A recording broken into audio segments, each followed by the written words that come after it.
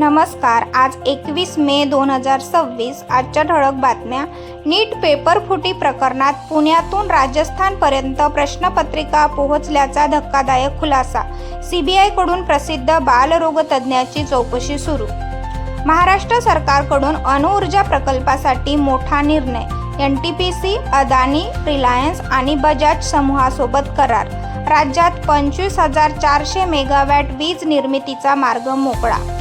राज्यात उष्णतेची लाट कायम. अनेक भागांमध्ये तापमान 40 अंशाच्या पुढे. नागरिकांना काळजी घेण्याचे आवाहन. शरद पवारांनी आमदार खासदारांची महत्त्वाची बैठक बोलावली. राज्याच्या राजकारणात चर्चांना उधाण. पंतप्रधान नरेंद्र मोदी यांना संयुक्त राष्ट्राच्या FAO कडून ॲग्रिकोला मेडल हा सर्वोच्च सन्मान जाहीर. जागतिक अन्न सुरक्षेसाठी योगदानाची दखल.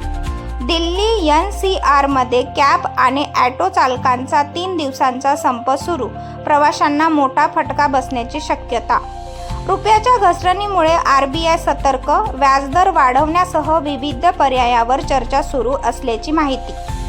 केंद्रीय गृहमंत्री अमित शहा छत्तीसगड दौऱ्यावर. नक्षलमुक्ती आणि विकासकामाचा आढावा घेणार. ब्रिटनमध्ये महागाई दर 2.8% पर्यंत खाली. वीज आणि गॅस दर कमी झाल्याचा परिणाम. अमेरिकेत कॅलिफोर्नियामध्ये भीषण वणवे. अनेक भागात आपत्कालीन परिस्थिती जाहीर. युरोपियन बाजारात तेजी. गुंतवणूकदारांचे लक्ष महागाई आणि जागतिक अर्थव्यवस्थेकडे. धन्यवाद.